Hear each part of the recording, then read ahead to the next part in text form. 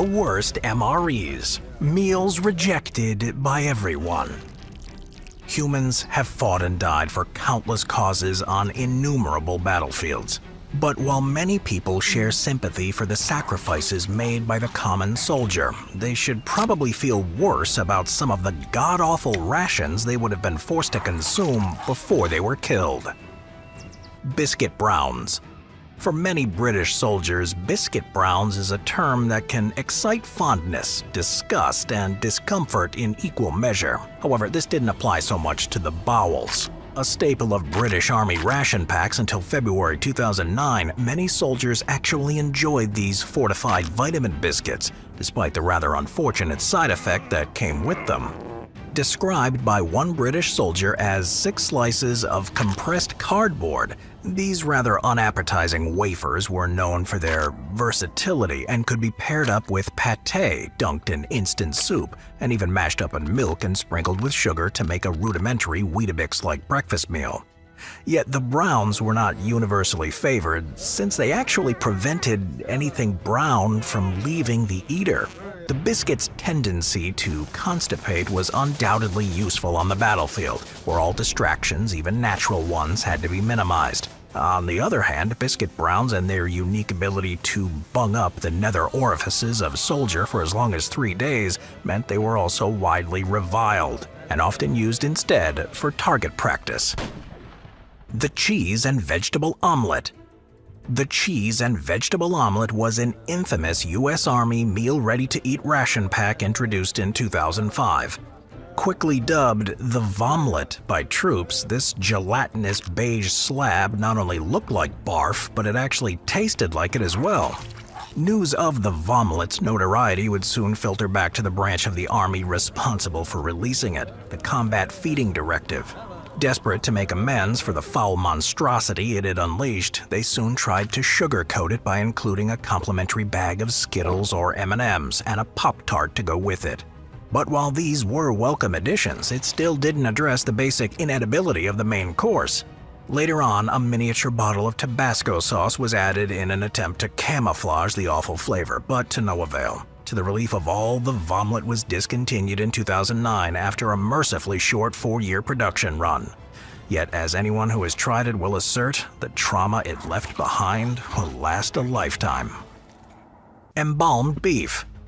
In his memoir, veteran Carl Sandburg vividly describes a moment of shared revulsion. A tin of Red Horse would be handed to one man who opened it. He put it to his nose, smelled of it, wrinkled up his face, and took a spit. The next man did the same, and the next, until 8 men of the mess had smelled, grimaced, and spit. Then that tin of Red Horse was thrown overboard for any of the fishes of the Atlantic Ocean who might like it. Here, Sandburg was making reference to one of the most controversial food scandals to ever grace the United States. The Spanish-American War of 1898 is perhaps best remembered for the embalmed beef fiasco, which cans of grisly, rotten beef were supplied to American troops. So called because they smelt exactly like an embalmed dead body. The meat had become rancid because it had been treated with a food preservative called formaldehyde that simply didn't work, resulting in widespread food poisoning amongst the American ranks. Following a public inquest that led to the resignation of the Secretary of War, Theodore Roosevelt, who had tasted the tainted rations himself, passed the 1906 Pure Food and Drug Act and the Meat Inspection Act, so that a repeat of embalmed beef could never happen again. Makanos Stew. Makanos Stew was a well-known ration supplied to World War I troops consisting of beef, potatoes, haricot beans, carrots, turnips, and onions. Somewhat edible if warmed up, the stew's stinky side effects only became apparent when eaten cold. Known as the man killer, at a lower temperature the stew resembled a ghastly blob of congealed animal fat populated with barely recognizable chunks of meat and vegetables, and was described by one reporter as an inferior grade of garbage. If a soldier somehow managed to wolf down this stomach-churning abomination, you could be sure that shortly afterwards, his comrades, in a frantic attempt to stop their nostrils dissolving, would be on the lookout for absolutely anything resembling a gas mask. Yet most troops had no choice but to deal with the ungodly smell, usually the result of an unholy union between the turnips and the haricot beans. A private recalled how. One of the features of the night marches was the frightful stink. The Makanos Stew ration gave the troops flatulence of a particularly offensive nature, so we marched along on air released by hundreds of men breaking wind. Essence of coffee. During the American Civil War, coffee was incredibly important for Union troops, who were each given around 36 pounds of Java annually to fill their ration packs. It was a spirit-boosting brew drunk at every available opportunity, and while the idea of some servicemen having carbines with built-in coffee grinders was a myth, there were officers such as General Benjamin Butler who were renowned for launching attacks at the precise moment the caffeine levels of his men were peaking. Thus, when it was not readily available, this could cause a huge dent in morale, leading to the creation of several coffee alternatives. The worst of this bunch was known as the essence of coffee, the brainchild of businessman George Hummel, which is made from the evaporated husks of coffee beans with condensed milk and sugar. Paired with this condensed milk and sugar, the essence of coffee was a nightmarish mess of vile brown sludge despised by Union soldiers that was often so tough it had to be broken up with a rifle butt before boiling on colder days. Even worse, this horrible slush, which caused painful abdominal cramps, was often reconstituted at the back end as a nasty stream of violent diarrhea, since suppliers often added spoiled milk to the mix to cut costs. Premium quality beef. Among the most prominent articles in the ration pack provided to the Russian soldiers invading Ukraine currently is the canned meat, which can come in several varieties that include a vegetable and meat dish supplemented with either buckwheat porridge or peas and carrots, and also in the classic form of beef goulash. While these rations may sound appetizing now, in the past they were anything but. In 2011, whistleblower Major Igor Matveyev revealed that the Russian top brass had tried to cover up a scandal in which Russian troops were fed dog food instead of beef at a military base situated in the remote Far Eastern city of Vladivostok. In a bid to save money, dog food labels were plastered over with another one suggesting the contents were in fact premium quality beef. In a video taken at the base's storehouse, Matveyev explained that according to internal documents, there should have been about 13,800 cans with 4,485 kilograms of meat inside. What he found instead were 1,374 expired tins and 3,111 cans of dog food. Although supplying additional photographic evidence of the wrongdoing, the Russian military denied all of the claims, stripping Matveyev of his rank and imprisoning him for 4 years on false charges that he had assaulted 2 non-commissioned officers. Horse blood and fermented horse milk. In the 13th century, Marco Polo, the iconic Venetian explorer, traveled to the court of the Mongolian warlord Kublai Khan, where he remained for 4 years. During his stay, Polo alleged that Mongolian warriors had a rather peculiar custom if they were in a rush to get somewhere. He stated, "On such an occasion they will sustain themselves on the blood of their horses, opening a vein and letting the blood jet into their mouths, drinking till they've had enough, and then staunching it." Although this may be somewhat over-exaggerated, the Mongolian warriors' thirst for fermented horse milk was certainly not. For this is a beverage that's still enjoyed today by nomads in the remote Eurasian steppes. Like a mixture of beer and yogurt, this legendary and moderately alcoholic drink, which is also called erag, was certainly an acquired taste. Modern research, however, has shown erag to be protein-dense and packed full of antimicrobial and anti-inflammatory effects, making it the perfect tonic for battle-scarred Mongolian pillagers traveling long distances. Although the oldest, it's surprisingly the only entry on this list that was actually healthy for the consumer, and the only one that can be safely recommended. Beware of trying the others, though, unless of course constipation, incessant vomiting, uncontrollable flatulence, and explosive diarrhea are your thing. The best MREs. MREs, or meals ready to eat, often get a bad rap from military personnel, who often alternatively refer to them as meals rejected by everyone, meals rarely edible, or meals rejected by the enemy. But while there are certainly a few downright horrible MREs, they're not all that bad, with some even being considered to be culinary masterpieces. Chili Mac. In 1995, one of the most popular MREs ever made was introduced to hungry American soldiers. The chili and macaroni is now a celebrated MRE, winning diners over with mouth-watering combinations of delicately soft elbow noodles, taco-flavored beef crumbles, and rich tomato sauce. Complementing this delicious main course is a host of additional treats that can include a salty kippered beef stick, a scrumptious slice of carrot cake, and a colorful pack of wild berry Skittles. Among the best of the goodies on offer is the cheese spread with jalapenos, a highly processed pot of joy that, if lathered over dry, tasteless crackers, transforms them into a toothsome feast that's washed down with a grape-flavored powdered drink reminiscent of Gatorade. The Chili Mac MRE is more than a ready meal. For anyone in possession of one, holds in their hands the ultimate bargaining chip, the contents of which can be traded for just about anything one desires. Nowadays, it's considered so delicious, it can fetch anywhere between $20 to $80 online, with some ex-Army personnel even maintaining their own private stashes. So if you ever get the chance to try an MRE, be sure to pick Chili Mac, for according to one veteran, military MREs suck overall, but the Chili Mac is life. Beware of the smelly after effects though. Beef stew.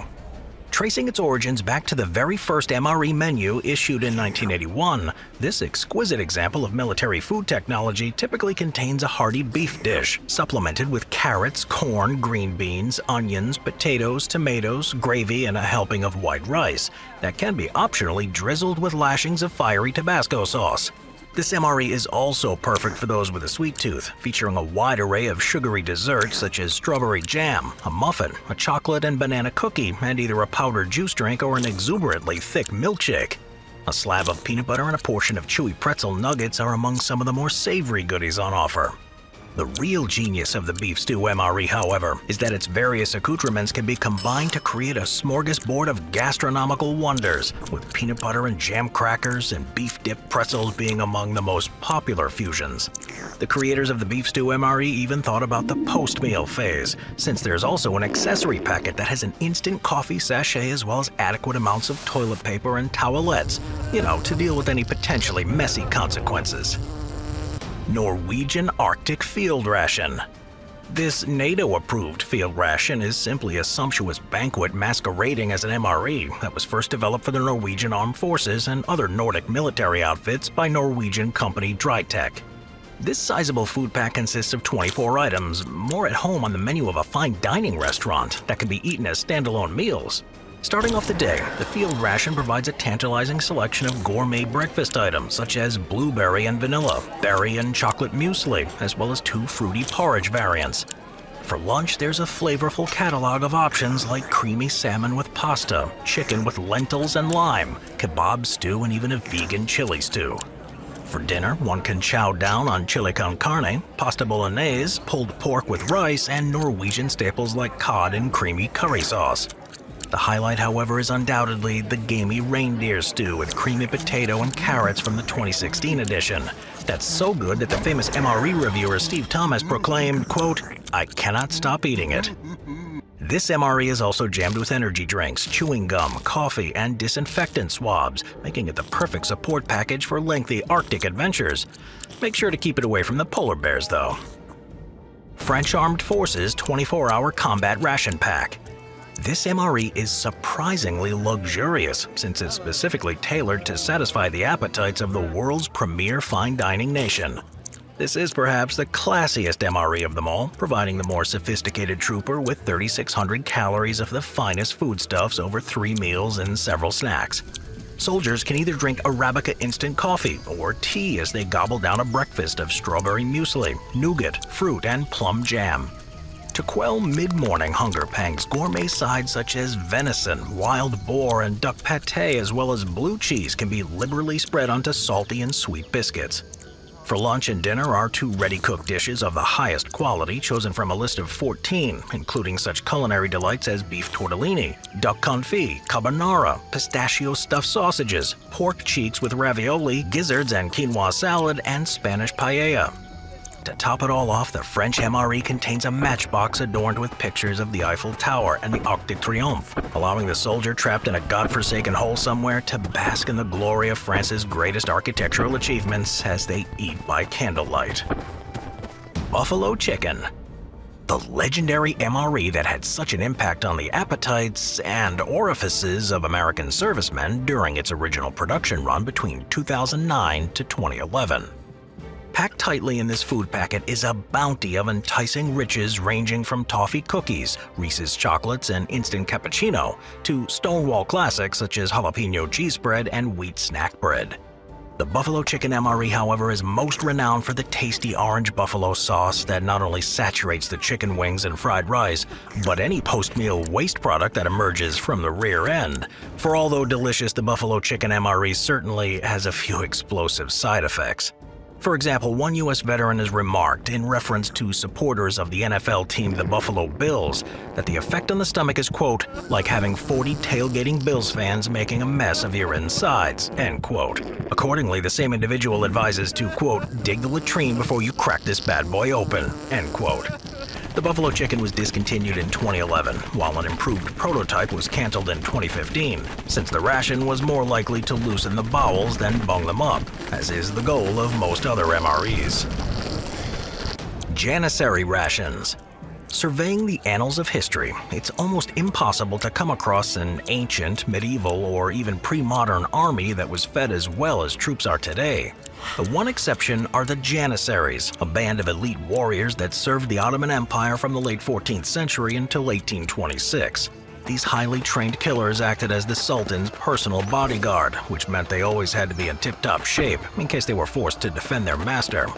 As such, their diets were superior in comparison to other soldiers of the time. Janissaries subsisted on daily generous hunks of freshly baked bread, or biscuits if bread was unavailable, that were eaten alongside a meat ration of approximately 200 grams, supplemented by honey, coffee, and rice, with bulgur and barley also issued to feed their horses.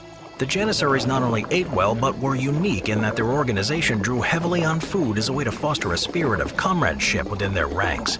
The Janissary hat, for instance, was called a burk and was embellished with an ornament known as a spoon holder, which was meant to symbolize that all Janissaries were messmates.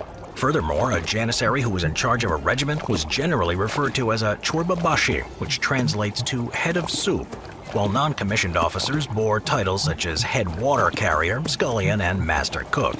In battle, the most heinous crime that could be committed by a Janissary was allowing their kazan, a type of symbolic cauldron, to be captured by the enemy, and if disenchanted, Janissaries could even declare an official mutiny by kicking their cooking pots over. This, of course, probably wouldn't happen today, since soldiers are far too preoccupied with stuffing their mouths full of processed goodness to make much of a fuss. As it turns out, they're not really that interested in biting the hand that feeds them.